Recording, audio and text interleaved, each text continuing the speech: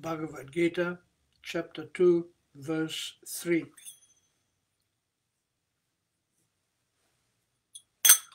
Jaya Radha Madhava Kunja Bihari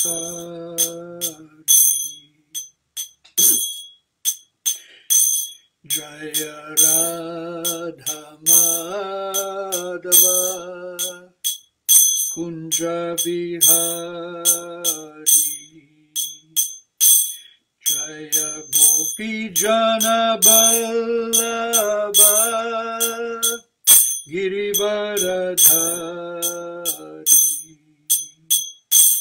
Jaya Gopi Jana Ballabha Girivaradhari Yashodanandana Braja Jana Yashodanandana Braja Jana Ranjana Jamuna Tira Vanachari Jamuna Tira Vanachari Jaya Radha Madhava Kunja Bihari Jaya Radha Madhava Kunja Bihari Gopi Jana Vallabha Girivaradhari Jaya Gopi Jana Vallabha Girivaradhari Yashodanandana Braja Jana Ranjana Yashodanandana Braja Jana Ranjana Jamuna Tira Vanachari Jamuna Tira Vanachari Jaya Radha Madhava Kunja Bihari Jaya Radha Madhava Kunja Bihari Jayam Vishnupada Paramahamsa Paribrajagacharya Stotara Sata Shri Srimad A.C. Bhaktivedanta Swami Shri Prabhupada Ki Jai Ananta Koti Vaishnava Vrinda Ki Jai Namacharya Sila Haridas Thakur Ki Jai Primsika Ho Shri Krishna Chaitanya Prabhu Nityananda Shri Advaita Gadadhar Shri Vasari Gora Bhaktivinoda Ki Jai Shri Shri Radha Krishna Gopa Gopinath Shama Kunda Radha Kunda Giri Govardhana Ki Jai Shri Vrindavan Mathura Dham Ki Jai Navadip Mayapur Dham Ki Jai Jamuna Mai Ki Jai Ganga Mai Ki Jai Bhakti Devi Ki Jai Tulsi Devi Ki Jai Samaveta Bhakta Vrinda Ki Jai. All glories to the assembled devotees. All glories to the assembled devotees. All glories to the assembled devotees. Bhagavad Gita, chapter 2, verse number 3. Klaibyammasma gamapartha naitattvai upapadyate Kudram ridaya durbalyam tyaktu tishta parantapa Klaibyammasma gamapartha naitattvai upapadyate Kudram ridaya durbalyam Tyaktva parantapa Klaibyammasma gamapartha nainatvai upapadyate Shudram hridoya durbalyam tyaktutishta parantapa. Klaibyam, impotence. Ma, do not. Sma, take it. Gama, go in. Partha, O son of Pritha. Na, never. Etad, like this. Tvai, unto you. Upapadyate, is befitting. Kshudram, very little. Hridaya, heart. Daurbalyam, weakness. Tyaktva, giving up. Utishta, get up. Parantapa, O chastiser of the enemy. Translation and purport by Srila Prabhupada. O son of Pritha, do not yield to this degrading impotence.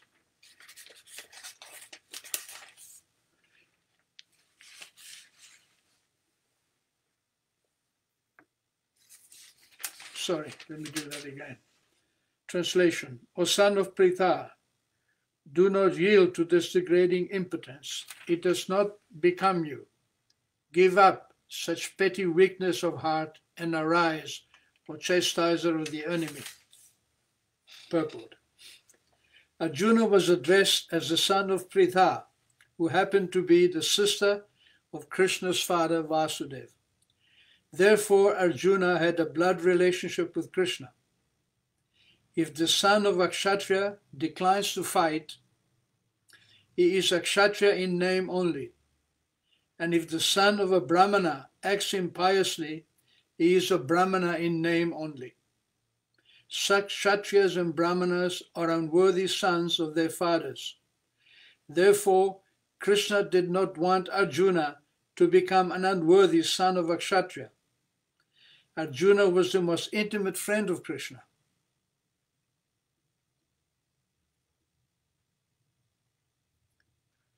And Krishna was directly guiding him on the chariot.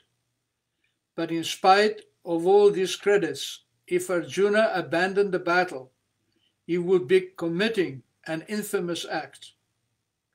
Therefore, Krishna said that such an attitude in Arjuna did not fit his personality.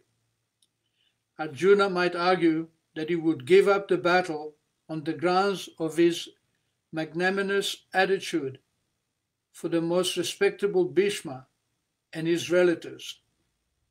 But Krishna considered that sort of magnanimity not approved by authority. Therefore, such magnanimity or so-called non-violence should be given up by persons like Arjuna under the direct guidance of Krishna. Klaibhyam ma swa gama partha night tvai upapadyate shudram hridaya durbalyam tyaktutishta parantapa.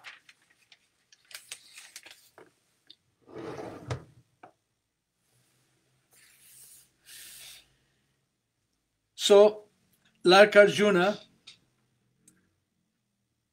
we are related to Krishna. We have an indelible, unbreakable connection with Krishna.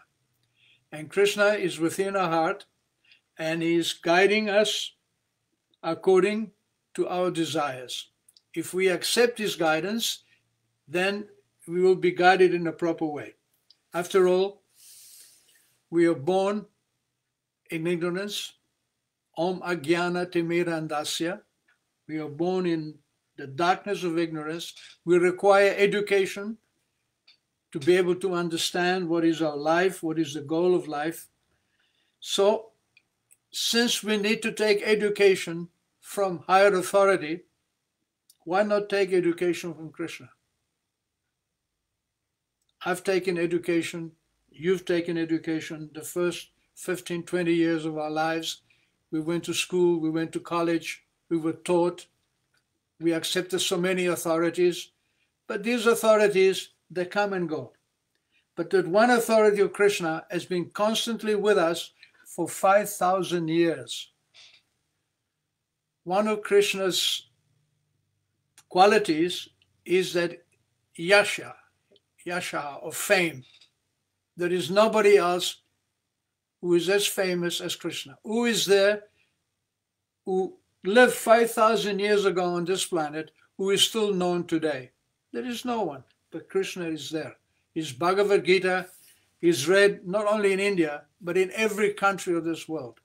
Every philosopher, every scholar knows the Bhagavad Gita. So, since Krishna's authority has stood the test of time, it behoves us to take his authority so that we can make perfect progress during this opportunity that we have in life of having received this human body. Even though we are born in Kali Yuga, this is the age of Kali, everybody is Manda Sumanda Matayo, everybody is crippled, everybody is crazy, Manda Bhagya, everybody is poor, everybody is in want, Upadrutaha, everybody is disturbed. We are born in this time with these qualities: crippledness, poverty, disturbance, fickle-mindedness. So, therefore it is said, Kalo Shudra Sambhavam, that in Kali Yuga, everybody is born a Shudra. A Shudra means somebody who has no initiative, who doesn't know what to do and what not to do, who is not properly educated. A Shudra is simply concerned with satisfying his senses. Somehow, let me enjoy my senses, let me eat, sleep, enjoy life, sex life, family life, and never mind the future, never mind what happens at the moment of death. Actually, the moment of death is a very critical time. At that time, at the moment of death, only the body dies. We don't die. At that time, the exam, that is the exam time, that is the final exam of this life. How we have lived this life will be decided at the moment of death. Whatever consciousness we have, we will go to that consciousness. So this is real knowledge, and this is the knowledge that Krishna is giving us, because we are not Shudras. We are not this body. We are spirit soul. We are Sat Chit Ananda. We are full of joy, full of eternity, and full of knowledge, as long as we remain connected with Krishna. And the connection to Krishna is very easy, it's very simple, because we are like iron and Krishna is like a magnet. And the magnet attracts the iron. As soon as we look towards Krishna, we become attracted. The problem is that in our soul is being covered over by this material body and by material desires, just like iron becomes covered by rust. And if the iron is covered by rust, then the magnet doesn't work so good. It becomes, the rust prevents the iron to be attracted by the magnet. So the rust of material life, of sense enjoyment, of identifying with the body, prevents us from understanding our relationship with Krishna.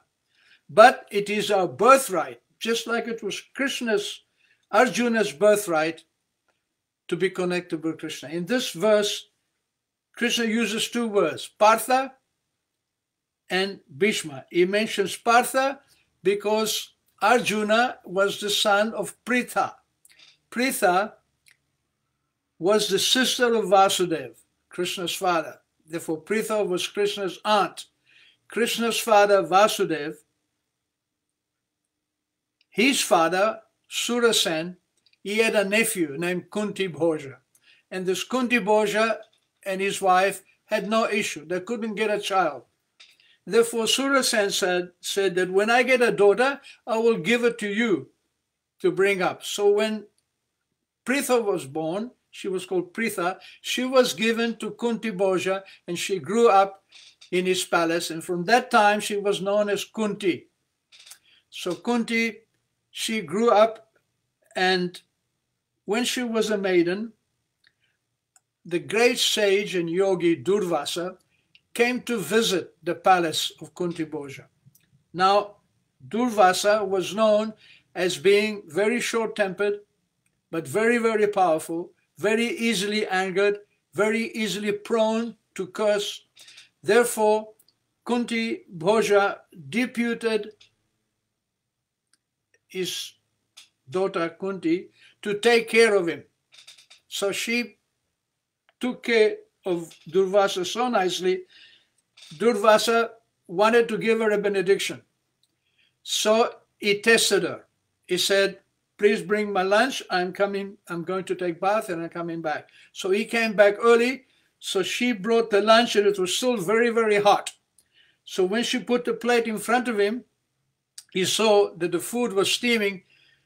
So he asked her to bend down and he put the plate on her back to test. And although the plate was burning her back, she didn't move. And Durvasa took his food. And when he saw that she was able to accept this pain without complaining, he gave her a benediction. He gave her the 5 mantras by which she could call any demigod and from this demigod have a child.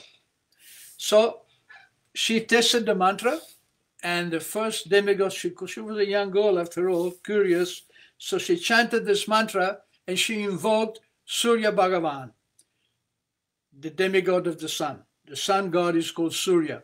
So Surya Dev came and he proposed to her to give her a child, but she was a very young maiden and she said, I cannot have a child. It would be a big scandal. I'm not married. He said, no, you will have the child, but you will remain a virgin. The Christians, they have the Immaculate Conception, but here it was 5,000 years ago, already in the Vedas. So they had union and a boy was born. His name was Karna, but because she wasn't married and because it would have been a great scandal, she had the child in secrecy and she put him in a basket and she put him on the river, on the Ganges. And this child floated down the Ganges. And one chariot maker named Radheya, he found this basket and he opened it and saw this child and he was brought up. So this was the famous Karna. Later on, Kunti married Maharaj Pandu. At her Swayamvar, she was a princess. When she came of age, there was a Swayamvar is a ceremony where the princess, where all the princes gather, and when the maiden has a chance to choose her husband. So she chose Pandu. And she married Pandu, and Pandu also married a second wife called Madri. So those three, Pandu and his 2 wives, Kunti and Madri, they spent time in the forest. Pandu was the younger son of Dhritarashtra, younger brother of Dhritarashtra. Dhritarashtra and Pandu were the descendants of King Shantanu. And Dhritarashtra was supposed to be the next emperor, but because he was blind, Pandu became an emperor.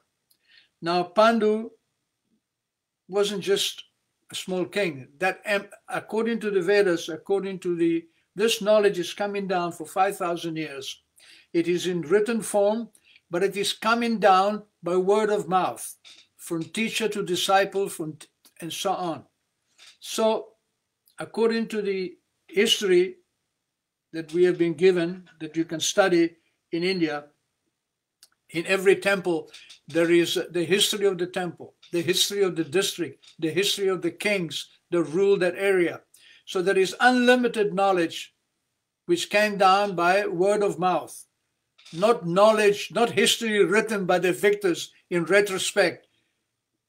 Just like now we have our history books, but they are written by the people who are victorious over the others. And actually the history books are not actually very factual.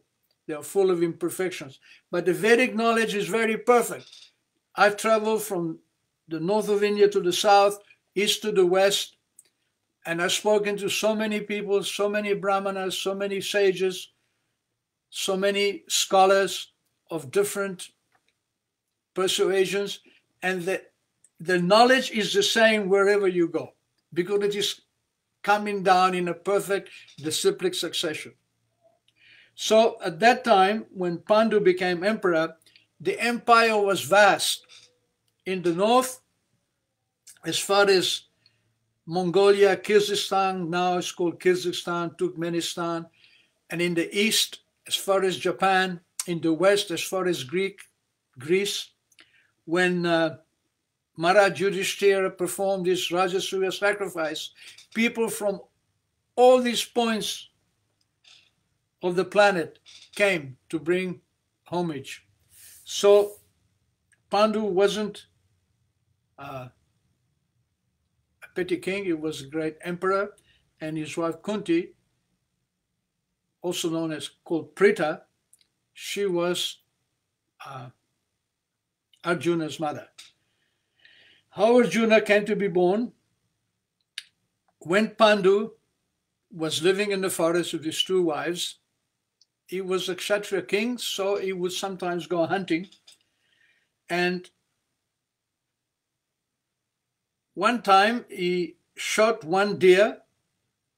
There were two deers making love, and he shot and killed the deer. And when the deer fell down dead, the other deer manifested his real form. There weren't deers. There was a sage and his wife. They had taken the form of the deer, and they were sporting in the forest. So the wife, the wife became so upset at the loss of their husband that she cursed Pandu, that just like you killed my husband when he was making love to me, if you try to make love to any woman at that moment, you will die. So Pandu Raja, he was crestfallen. He didn't know what to do. So, because obviously being an emperor, he wanted a son. He wanted a prince to be able to take over the throne from him. At one point, they discussed with the sages, and they suggested that some third person could produce children in the womb of Kunti and Madri, but they refused. Then Kunti told her husband the story of the benediction that she got from Durvasa Muni. And therefore, with the husband's permission, she called different demigods, and she had a child from each of those demigods. The first demigod was Dharmaraj, and the son was called Yudhishthir. The second demigod was Vayu, the god of wind, and Bhima, very powerful Bhima, was born. The third demigod was Indra, and from Indra, Arjuna was born. Then Pandu convinced her to also give the mantra to Madri, so she could also have, and Madri called the Ashwini Kumars, and the two twins, Sahadev and Nakula, were born. So these were called the 5 sons of Pandus. They're called the Pandavas. Now, sometimes later, because of sex impulse, Pandu had intercourse with Madri, and because of the curse, he died. And Madri ascended the funeral pyre with him, and Kunti took the 5 boys to Hastinapur because they were that Yudhishthira was going to be the next emperor. This is the story. But Dhritarashtra, who was acting as regent because of Pandu's death, he thought, well, I couldn't be king because I was blind, but my sons should be king. He had 100 sons.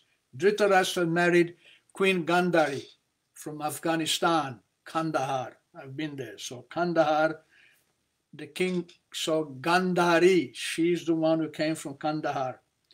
And she came to Hastinapur with her brother Subal, and she had 100 sons. The eldest one was Duryodhana.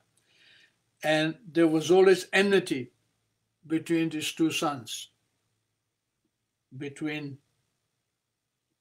the sons of Pandu and the sons of Dhritarashtra. Because obviously Dhritarashtra was on the side of his own sons, and he plotted and schemed to put his sons on the throne. So they tried to get rid of the Pandavas by many ways, by poison, by attacking them. Anyhow, this is a long story in the Mahabharata. The point is that Arjuna was not a normal person. He was a warrior prince. His mother was the empress of the world through her husband, Pandu. He was the son of the demigod of rain, Indra, the king of heaven. He was extremely powerful and extremely beautiful. And Krishna was his friend.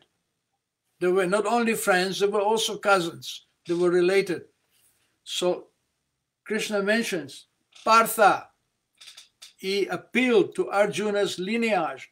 It is not like you to become weak-minded, weak-hearted. Your duty as a Kshatriya is to fight.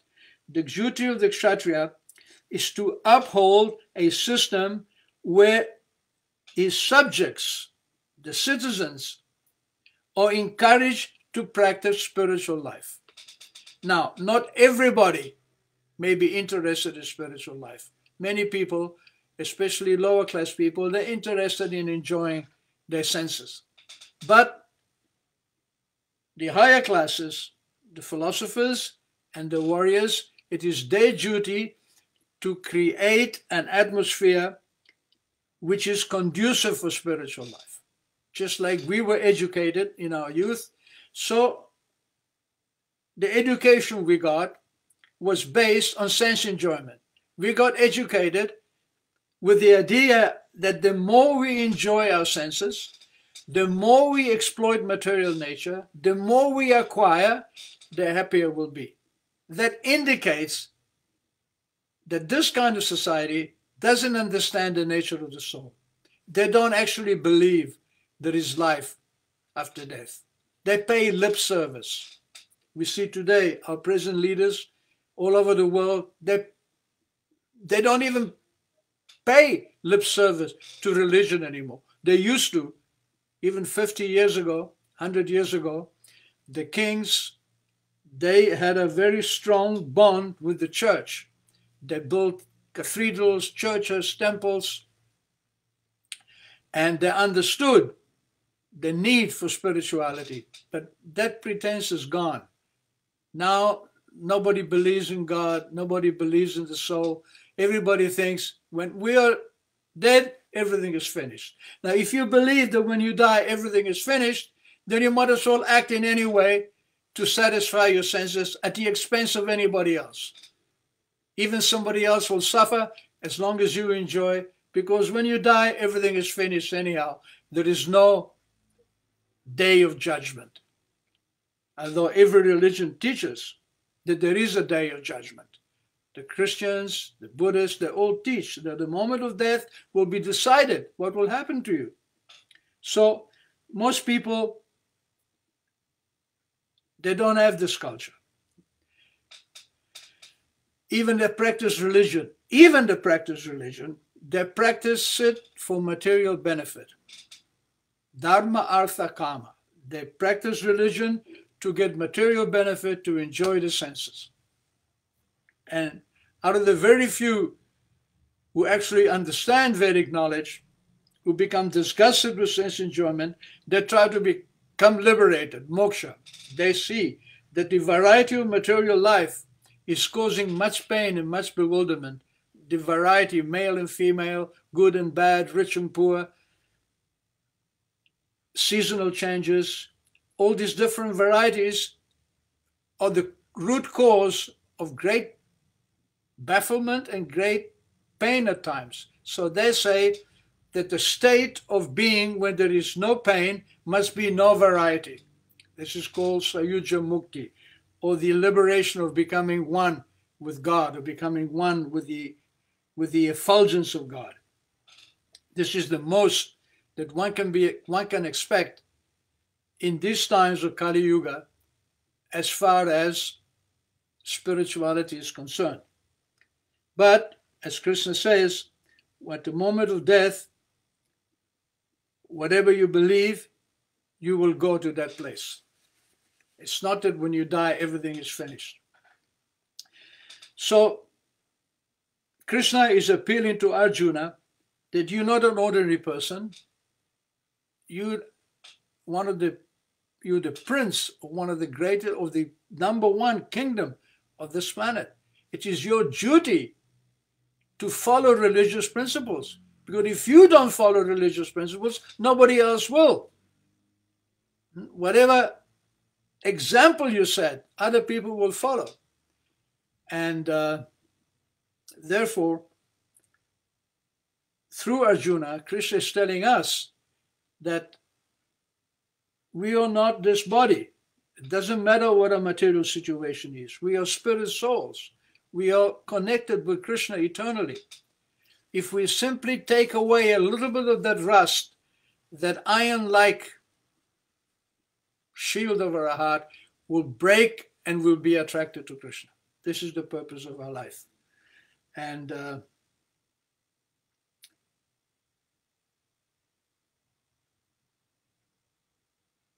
this is a lesson for us, that the purpose of life is not some sentimentalism. The purpose of life is to prepare ourselves for the moment of death. And we've been greatly blessed by the mercy of Chaitanya Mahaprabhu, that simply by turning towards Krishna, simply by worshipping Krishna, by chanting his holy name, by reading and appreciating his activities and pastimes, we can reawaken our connection with him. It is Nitya Siddha. It is eternally there within our heart. We don't get it anywhere else. Prabhupada proved that. Even though people in India believed that no one outside India, outside the Vedic culture, could become a pure devotee of Krishna, Prabhupada made thousands of devotees who dedicated their life 100% for the pursuit of perfection. So this is our tradition, this is our inheritance, this is who we are, eternally connected with Krishna. So, Uttishta, Krishna says, wake up, fight. Don't allow ignorance to bring you down and to keep you down. Thank you very much. So we have some comments. Atmavidya is there. Hare Krishna. Good evening. Hare Krishna Prabhu. Anna Maria. Hare Krishna. My obeisances to the assembled devotees. Stephen Vanegas. Hare Krishna Stephen. Hare Krishna. All glories to Srila Prabhupada. Yes, Stephen is also from Colombia. He was born in Bogota, but he's living in Amsterdam. Ana Maria is in Medellin, Colombia. Mandy Pryor is also here. Good evening, dear Prabhu. Krishna Premavati. Hare Krishna. Thank you. So thank you for your comments. Thank you for joining me tonight. I again apologize for not being available last Friday. Sometimes the mode of ignorance works on me too. I become disjointed and depressed. So last Friday was a bad day for me. I wasn't able to even perform this little duty of speaking for half an hour about Krishna. But I pledge to do better. So I'll see you again this coming Friday on the same page. Thank you for participating, and all glories to Srila Prabhupada.